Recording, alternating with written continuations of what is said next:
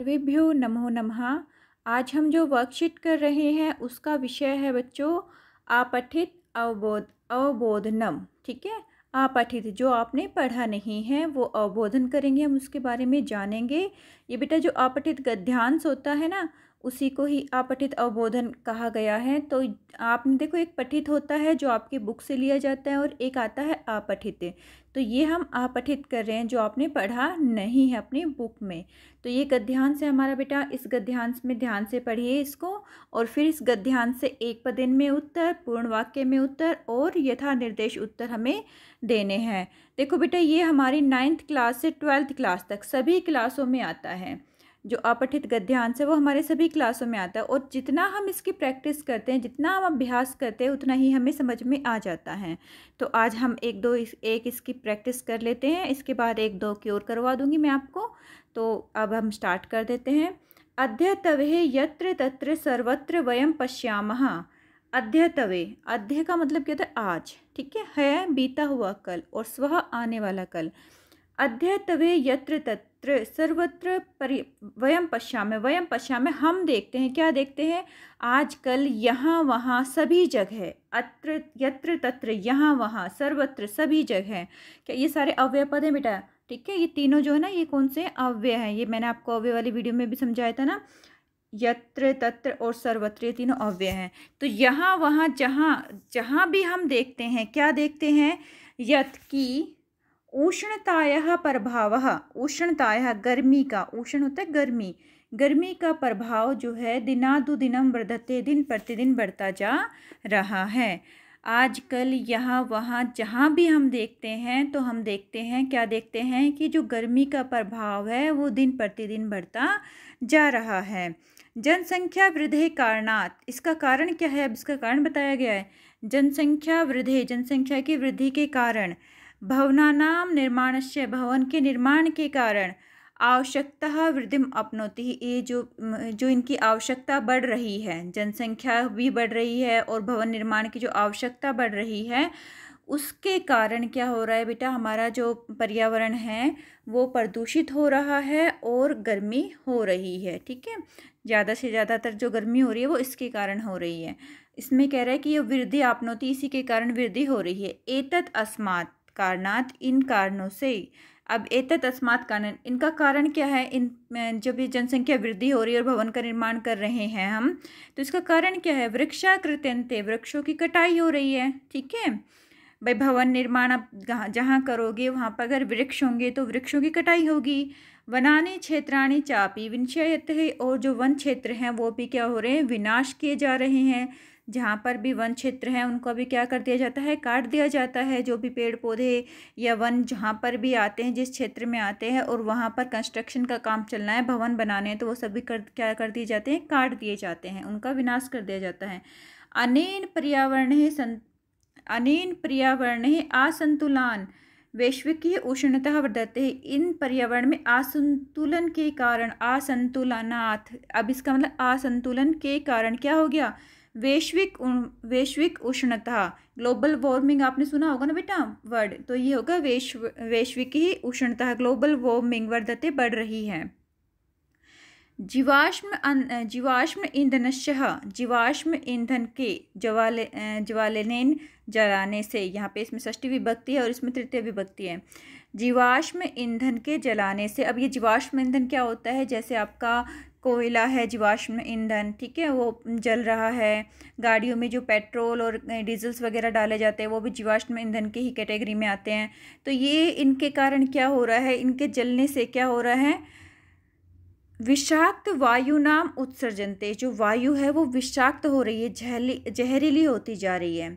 विषाक्त वायु नाम उत्सर्जन है वृद्धि जायते, और उसमें वृद्धि होती जा रही है। कहने का भाव क्या हुआ कि जो भी जीवाश्म ईंधन जलाए जा रहे हैं उनसे वायु प्रदूषित हो रही है। ठीक है, यतः सौर विकिरण भूमि वातावरणे निबंधः इव तिष्ठति, जिसके कारण यतः जिसके कारण जो सौर विकिरण है, सौर ऊर्जा है, वो क्या सौर ऊर्जा नहीं, सौर विकिरण जो बोलते हैं, वो भूमि के वातावरण को क्या करते हैं, निबंध करती है और वहीं पर ही ठहर जाती है। ठीक है, आपने बेटा ये अच्छी तरह से पढ़ा होगा ना, ग्लोबल वार्मिंग के कंसेप्ट से इंग्लिश में पढ़ा होगा, हिंदी में भी, कि जो सौर विकिरण आती है वो उसके कारण यहाँ पर ही रह जाती है, भूमि पर ही, ऊपर नहीं जा पाती है, जिसके कारण ज़्यादा गर्मी होती है। तो यही इसमें बताया गया है कि जो सौर विकिरण है वो भूमि पर आने के कारण वातावरण में निबद्ध हो जाती है और वहीं पर ही रह जाती है।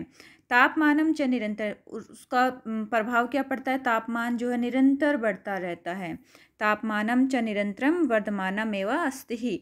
एतः दृश्य स्थिति निराकरण, इस प्रकार की स्थिति को, जो ये दृश्य दिखाई दे रहा है हमें, इस प्रकार के दृश्य को, स्थिति को निराकरण करने के लिए, उसको क्या करने के लिए, हटाने के लिए, उसका निवारण करने के लिए क्या करना है, अनियंत्रित औद्योगिकरण निवारणीय। तो इस सब की स्थिति को निराकरण के लिए क्या जरूरी है, अनियंत्रित औद्योगिकरण, जो औद्योगिकरण हो रहा है और वो भी अनियंत्रण, जिस पर कोई भी नियंत्रण नहीं रहा है, उसको हमें निवारण करना है, उसका निवारण करना है। तो ये कब हो सकता है, ग्लोबल वार्मिंग से हम कब बच सकते हैं, गर्मी से, जब जो औद्योगिकरण है वो कम हो जाए, जो बहुत ही ज़्यादा हो रहा है, अनियंत्रित मात्रा में हो रहा है, उसका हम निवारण कर लें। एद्वेह वस्तुएव संपूर्ण विश्वस्य कृते समस्याम उत्पादयति, यह जो कारण है वो संपूर्ण विश्व में समस्या का कारण है। कौन सा है, ग्लोबल वार्मिंग, उष्णता का बढ़ना, गर्मी का बढ़ना, ये पूरे ही विश्व में कारण है, संपूर्ण विश्व में समस्या है ये। अतः सर्वे मिलित्वा, इसलिए हमें सभी को मिलकर, सभी को, सर्वहि मिलित्वहि, सभी को मिलकर क्या करना है, शोधनाय प्रयासः करणीयः, इसके संशोधन का प्रयास करना है। ठीक है, हम सभी को मिलकर क्या करना है, इसके संशोधन का प्रयास करना है।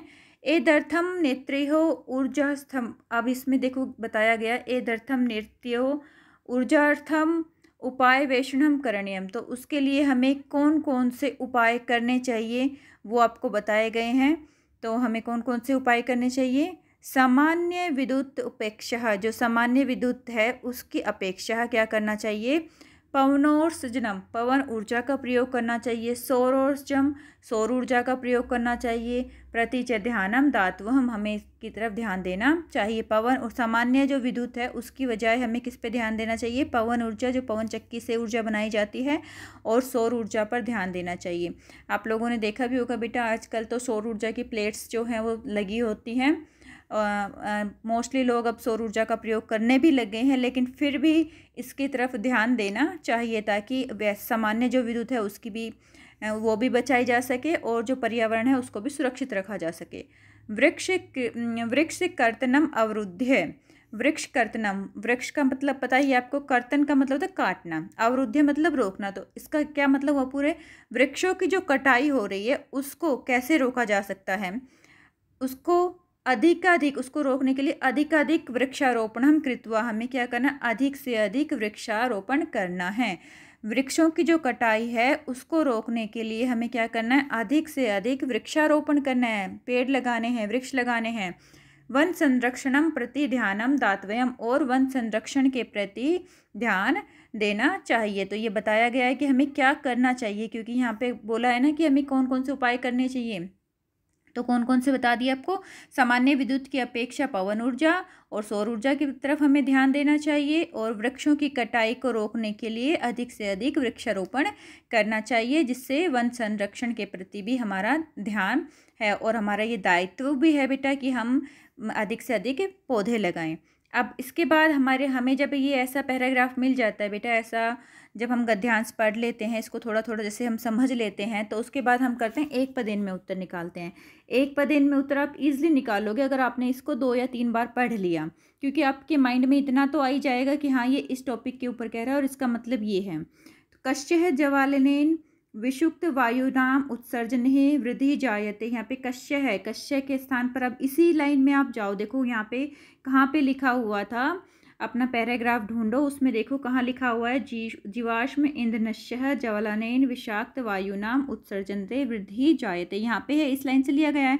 तो यहाँ कस्य षष्ठी विभक्ति का प्रयोग किया गया है, तो हम भी यहाँ पे षष्ठी विभक्ति के प्रयोग में हमारा पहला वर्ड है जीवाश्म ईंधनेन, तो हम भी इसका प्रयोग कर देंगे। ठीक है, तो हमारा फर्स्ट में आंसर ये आ जाएगा बेटा। इसको अच्छी तरह से लिख लेना, जीवाश्म ईंधनेन, जीवाश्म ईंधनेनस्य, जीवाश्म ईंधन के प्रयोग का, ठीक है, जलाने से उसको, तो हमारा फर्स्ट आंसर ये आ जाएगा बेटा। नेक्स्ट है कीदृशम औद्योगिकरणम निवारणीय, किस प्रकार का, कीदृशम किस प्रकार का जो औद्योगिकरण है वो निवारणीय है, हमें उसका निवारण करना चाहिए। किस प्रकार का जो अनियंत्रित हो रहा है, इस लाइन से हम लेंगे कि हमें किस प्रकार के औद्योगिकरण का निवारण करना चाहिए, हमें जो अनियंत्रित औद्योगिकरण है उसका निवारण करना चाहिए। नेक्स्ट है आपका बेटा कस्मिन असंतुलनात् वैश्विकी ऊर्जा वृद्धते है, किसके असंतुलन से वैश्विक जो ऊर्जा है वो बढ़ रही है, ऊष्मा जो है वो बढ़ रही है। तो किसके कारण से ग्लोबल वार्मिंग हो रही है, वैश्विकी उष्णता बढ़ रही है, सबको पता है। अब यहाँ पे हम इसी लाइन में आप जाइए, आप ढूंढिए कि यहाँ पे हम कहाँ पे थे। अब यहाँ पे इसमें ये थे हमारे पर्यावरण वैश्विक उष्णता वर्धते, इसका कारण क्या था, इसका कारण ये था। अब यहाँ पे बढ़ रही है ना, ये इसका मेन रीज़न क्या था, ये था जनसंख्या वृद्धि कारणात् भवनानां निर्माणस्य आवश्यकतां वृद्धि आपनोति, एतस्मात् कारणात् वृक्षा कृत्यन्ते वनानि क्षेत्राणि चापि विनाश्यन्ते। ठीक है, तो हम यहाँ तक इसको आंसर देंगे बेटा। ओके, कस्मिन असंतुलनात् वैश्विक उष्णता वृद्धि, ये तो ये हमारा आ जाएगा, किसके असंतुलन से वैश्विक जो बढ़ रही है। तो सॉरी, यहाँ पे हम इसमें बेटा पर्यावरण ही लिख देंगे, क्योंकि एक पद इनमें उत्तर देना है, तो कस्म के स्थान पर हम पर्यावरण ही लिख देंगे।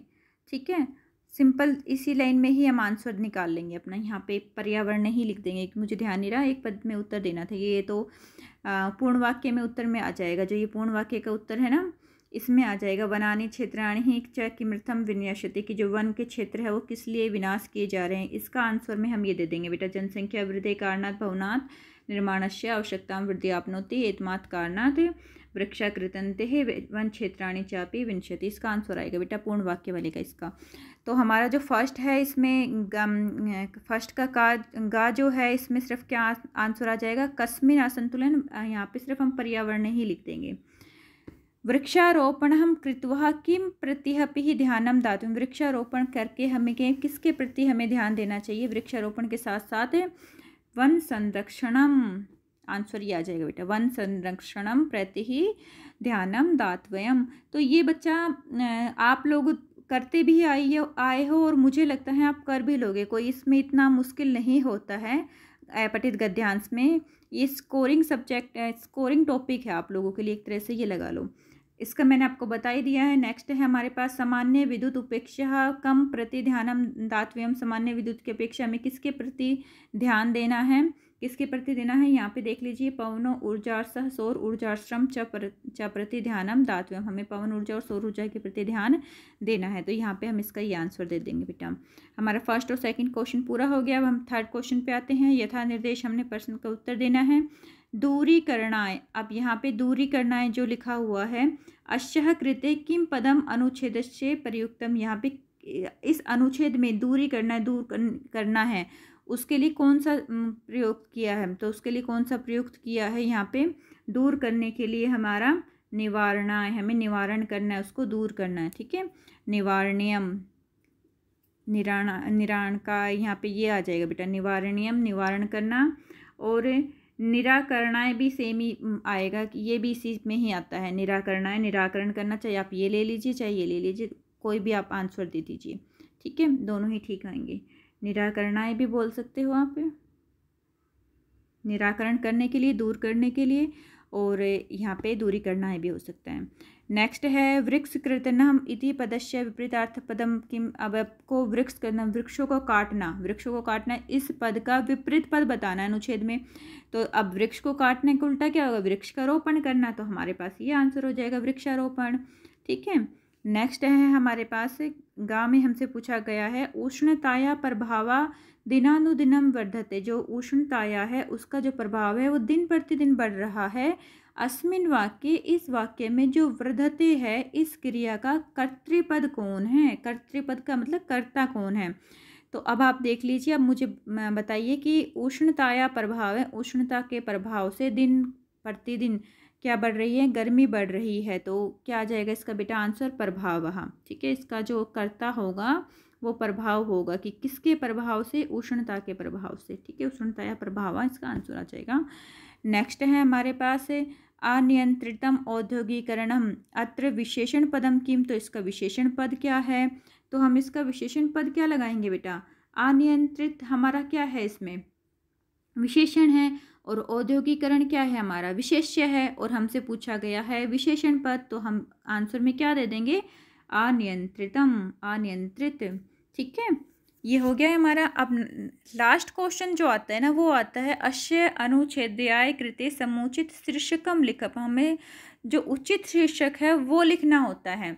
अब बच्चे क्या करते हैं, इसको क्वेश्चन को छोड़ देते हैं। बेटा इसको छोड़ना नहीं है, आप इसमें से कुछ भी लिख दीजिए। चाहे आप यहाँ से लिख दीजिए वृक्षारोपणम कृत्वा, हमें वृक्षारोपण करना चाहिए, वन संरक्षणम कृत्वा, वन संरक्षण करना चाहिए। ठीक है, जो आपके मन में आए, अब इसको पढ़ने के बाद आप वो लिख दीजिए, लेकिन इसको छोड़ के मत आइए बेटा। ठीक है, या फिर आप वैश्विकी उष्णता भी लिख सकते हो कि वे वैश्विक उष्णता है, इसका ग्लोबल वार्मिंग है ये। तो आप, मैं यही बार बार बोलूँगी बेटा, छोड़ के नहीं आना है। जैसा भी आपको करना आता है, जो आपको पढ़ा है आपने इसको, तो जो भी समझ में आया आप कर दीजिए। ओके बेटा, अपना ध्यान रखना, टेक केयर।